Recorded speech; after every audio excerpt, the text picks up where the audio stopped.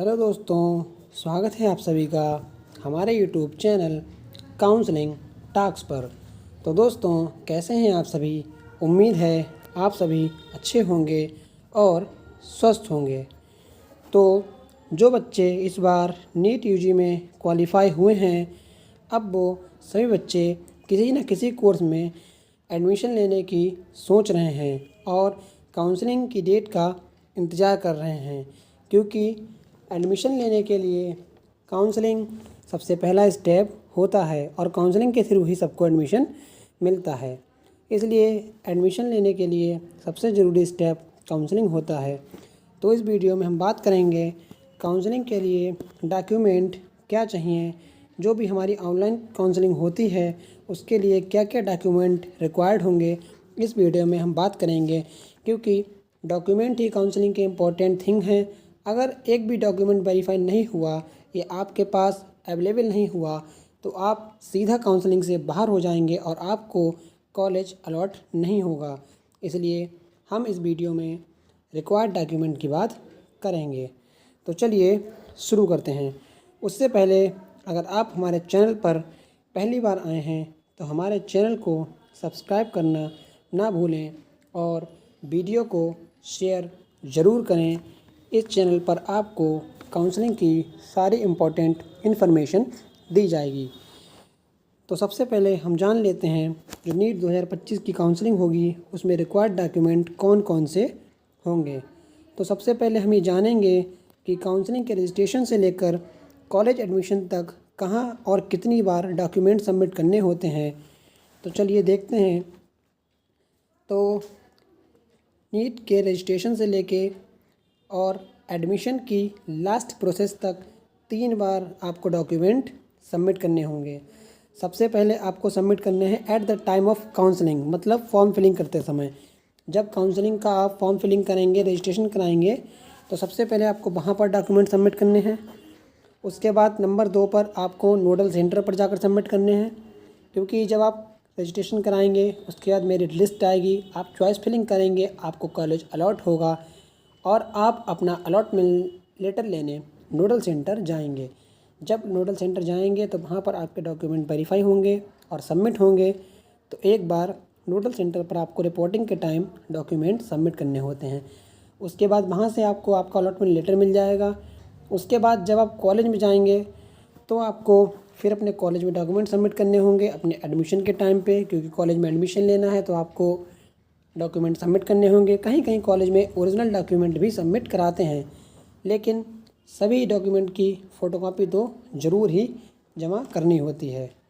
तो इस वीडियो में हम जानेंगे इन तीनों के बारे में, एक एक करके जानेंगे कि जो सबमिट होने वाला डॉक्यूमेंट है उसमें कौन कौन से डॉक्यूमेंट आते हैं। एक ही वीडियो में जान लेंगे कि रजिस्ट्रेशन से लेके एडमिशन प्रोसेस तक कौन कौन से डॉक्यूमेंट हमें रिक्वायर्ड होंगे।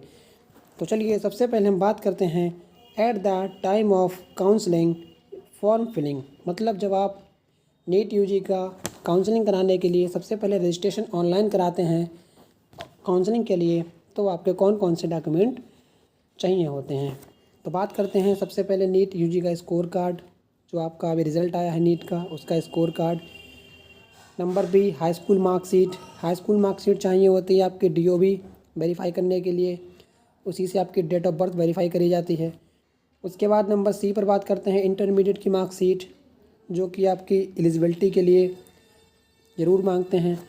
उसके बाद नंबर डी पर बात करते हैं EWS या कास्ट सर्टिफिकेट, अगर ज़रूरत है तो आप ज़रूर दें एप्लीकेबल, क्योंकि इसी के थ्रू आपको रिजर्वेशन वगैरह मिलता है। उसके बाद नंबर ई पर बात करते हैं डोमिसाइल सर्टिफिकेट की। उसके बाद एफ़ पे मांगते हैं आइडेंटिटी प्रूफ, इसमें आप अपना आधार कार्ड, पैन कार्ड या ड्राइविंग लाइसेंस, इन तीनों में से कुछ भी दे सकते हैं।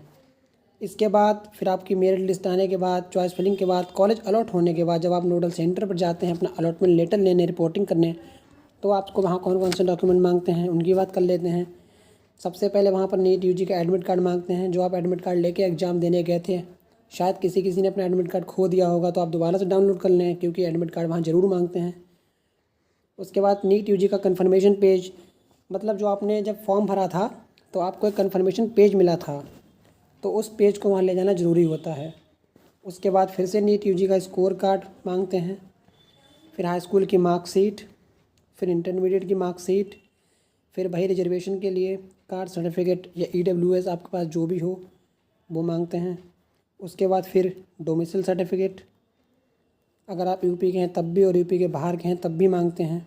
उसके बाद एच नंबर पर आता है इनकम सर्टिफिकेट। अभी आपका इनकम सर्टिफिकेट तो नहीं हुआ तो आप अपने पेरेंट्स का, अपने फादर या मदर का, किसी का भी इनकम सर्टिफिकेट दे सकते हैं। उसके बाद आई नंबर पर आता है माइनॉरिटी या स्पेशल कैटेगरी सर्टिफिकेट, जैसे कि कोई सिख है या कोई जैन है, कोई मुस्लिम है या कोई आर्मी है या कोई स्पोर्ट्स कोटा से आता है या कोई एनआरआई है या फ्रीडम फाइटर है। इसके लिए अलग से रिजर्वेशन होता है, तो इसलिए माइनॉरिटी या स्पेशल कैटेगरी सर्टिफिकेट जो भी होगा वो आपको लेके जाना होगा। उसके बाद जे नंबर पर आता है आइडेंटिटी प्रूफ। इसमें फिर से भैया आधार कार्ड, पैन कार्ड और डीएल। उसके बाद आपको 4 से 5 फ़ोटोग्राफ लेके जाने हैं नोडल सेंटर पर। वहाँ आपका फॉर्म फिलअप होता है और आपके फ़ोटो सबमिट होते हैं फॉर्म फिलअप करके प्रोसेस करने के लिए। उसके बाद एल नंबर पर अगर आप पीडब्ल्यू कैंडिडेट हैं, मतलब पर्सन विद डिसेबिलिटी, तो आपको पीडब्ल्यूडी सर्टिफिकेट लेके जाने की ज़रूरत होगी।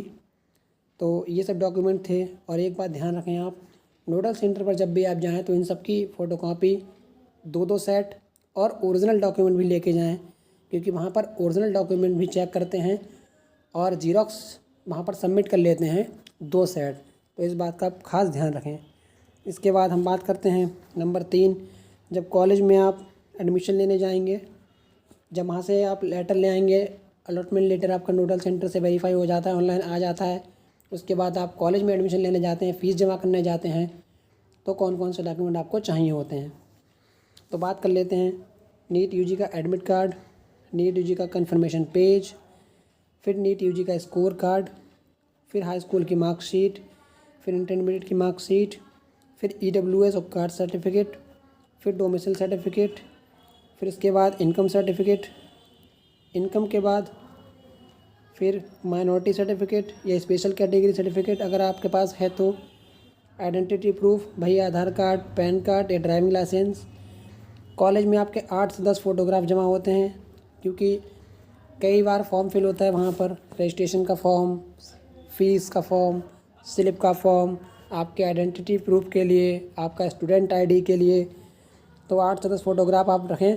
और ध्यान रहे, जो आप नोडल सेंटर पर फ़ोटोग्राफ लेके जाएंगे या कॉलेज में जमा करेंगे, वो फ़ोटोग्राफ सेम होने चाहिए जो आपने नीट के फॉर्म में लगाए थे, सबमिट किए थे। आपके पास फ़ोन में पड़े हों या कहीं भी पड़े हों तो उसी को आप प्रिंट आउट करा के रख लें। उसके बाद हम बात करते हैं पीडब्ल्यूडी सर्टिफिकेट, अगर आपके एप्लीकेबल है तो। उसके बाद कॉलेज में मांगते हैं ट्रांसफ़र सर्टिफिकेट, मतलब जहाँ से आप लास्ट पढ़े थे वहाँ से आप ट्रांसफ़र सर्टिफिकेट ला के अपने कॉलेज में जमा करें। उसके बाद माइग्रेशन, मतलब कि आप जिस लास्ट यूनिवर्सिटी या बोर्ड से पढ़े हुए हैं तो आप वहाँ से लाकर अपने कॉलेज में जमा करें इसको। उसके बाद गैप सर्टिफिकेट अगर ज़रूरी है तो, जैसे कि मान के चलते हैं आपने 12th 2 साल पहले किया और आप 2 साल से लगातार नीट की तैयारी कर रहे थे, इस साल आपका सिलेक्शन होता है, आप एडमिशन लेते हैं, तो बीच में जो 2 साल का गैप है उसका गैप सर्टिफिकेट आप किसी भी एडवोकेट से बनवा के कॉलेज में सबमिट कर सकते हैं। ये ज़रूरी होता है 2 साल का गैप सर्टिफिकेट देना। या बीच में कहीं आपने कोई डिग्री करी है, जैसे कि 3 साल आपने बीएससी करी है या कोई अन्य डिग्री करी है, तो आप इंटर से डायरेक्ट फिर एडमिशन दिखा रहे हैं नीट में, तो आप 3 साल का गैप सर्टिफिकेट ला के देंगे। ठीक है। इसके बाद लास्ट में आता है अलॉटमेंट लेटर, सबसे ज़रूरी चीज़। जब आप नोडल सेंटर पर जाएंगे तो आप वहाँ से अलॉटमेंट लेटर आपको मिलेगा नोडल से, उसकी आपको कलर्ड फ़ोटोकॉपी कॉलेज में लाके जमा करनी है और 1-2 कॉपी अपने पास भी रख लेनी है, क्योंकि अलॉटमेंट लेटर आगे तक काम आता रहता है। और एक बात ध्यान रखनी है, जो मैंने आपको डॉक्यूमेंट बताया सबसे पहले, जो आपको नोडल सेंटर पर ले जाने हैं वो ओरिजिनल भी ले जाने हैं और उनकी फ़ोटोकॉपी भी ले जानी है। जो आप कॉलेज में जमा करेंगे कहीं के कॉलेज में, इन सब डॉक्यूमेंट के अलावा ओरिजिनल डॉक्यूमेंट भी जमा करते हैं। तो इस बात को आप देख लें, क्योंकि हर कॉलेज में ऐसा नहीं होता, कहीं कहीं ओरिजिनल जमा कर भी लेते हैं और कहीं कहीं नहीं मांगते हैं। तो जैसा आपका कॉलेज होगा उस हिसाब से आप देख लें। लेकिन ये सब डॉक्यूमेंट जो बताए हैं इन सबको तो आपको ज़रूर ले जाना है। और इसके बाद हम बात करते हैं जो हमारा जो कैटेगरी सर्टिफिकेट है या कास्ट सर्टिफिकेट है, इसके बाद जो डोमिसाइल है और जो इनकम सर्टिफिकेट है, ये सर्टिफिकेट जो हैं आपके अपडेटेड होने चाहिए। क्योंकि अगर आपके लास्ट ईयर पुराने सर्टिफिकेट रखे हुए हैं या कुछ भी बहुत ज़्यादा पुराने हो चुके हैं तो ऑनलाइन काउंसलिंग में उनको एक्सेप्ट नहीं किया जाएगा। तो इस तरह आप अपने जितने भी डॉक्यूमेंट हैं उनको रेडी करके रखें और अपडेटेड करके रखें। और ध्यान देने वाली बात यह है कि सबको एकदम अप टू डेट रखें। जैसा कि कास्ट है, इनकम है, डोमिसाइल है, आधार कार्ड वगैरह कुछ भी रहा आपका, अगर किसी डॉक्यूमेंट में कोई आपकी मिस्टेक छोटी मोटी है तो उसको आप करेक्शन करा लें। क्योंकि अगर आप उसको करेक्शन नहीं कराएंगे तो वो मिस्टेक आगे तक आपकी कंटिन्यू रहेगी, फिर आपको हर डॉक्यूमेंट में करेक्शन कराना पड़ेगा। इसलिए अभी आप जो डॉक्यूमेंट देने जा रहे हैं, जैसे कि किसी के आधार कार्ड में कुछ मिस्टेक हो रही है तो उसको करेक्शन ज़रूर करा लें। और OBC या EWS या जनरल जो भी आपका कैटेगरी सर्टिफिकेट है वो अपडेटेड होना चाहिए। मतलब जिस साल आप नीट का एग्ज़ाम दे रहे हैं जस्ट उसके आसपास का ही होनी चाहिए। बहुत पुराना सर्टिफिकेट होगा तो काउंसलिंग में सबमिट नहीं होगा। तो इसके बाद अब हम बात करते हैं काउंसलिंग की। तो काउंसलिंग जल्द ही शुरू होने वाली है। अगर आप भी हमारी किसी टीम से काउंसलिंग कराना चाहते हैं तो नीचे लिंक दिया है डिस्क्रिप्शन में, लिंक पर क्लिक करके आप हमारी टीम से कनेक्ट कर सकते हैं और अपनी काउंसलिंग हमारी टीम से करा सकते हैं। हमारी टीम आपको ऑनलाइन काउंसलिंग के रजिस्ट्रेशन से लेकर आपकी एडमिशन प्रोसेस तक, जब तक आप कॉलेज में एडमिटेड नहीं हो जाते तब तक आपकी पूरी हेल्प करेगी और आपको एक अच्छा कॉलेज ढूंढने में और कॉलेज में एडमिशन में पूरी हेल्प करेगी और आपको सीट मिलेगी, ये भी कन्फर्म है। हमारी टीम से ऑनलाइन काउंसलिंग कराने के लिए लिंक पर क्लिक करें। इस वीडियो में इतना ही। आगे की जानकारी के लिए बने रहिए हमारे चैनल पर। धन्यवाद।